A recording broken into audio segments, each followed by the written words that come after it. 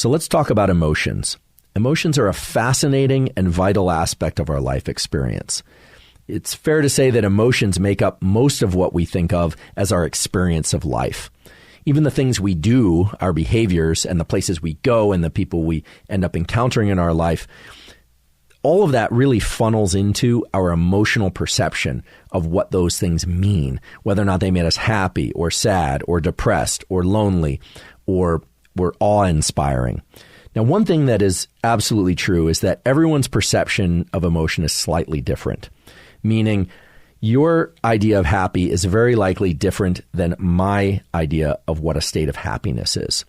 And we know this also for color vision, for instance. Even though the cells in your eye and my eye that perceive the color red are identical right down to the genes that they express, we can be certain, based on experimental evidence and what are called psychophysical studies, that your idea of the most intense red is going to be very different than my idea of the most intense red if we were given a selection of 10 different reds and asked which one is most intense, which one looks most red. And that seems crazy. You would think that something as simple as color would be universal, and yet it's not.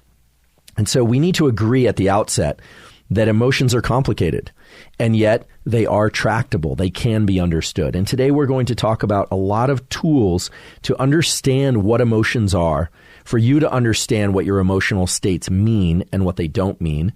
And in doing that, that will allow you to place value on whether or not you should hold an emotional state as true or not true, whether or not it has meaning or it doesn't, as well as whether or not the emotions of others are important to you in a given context.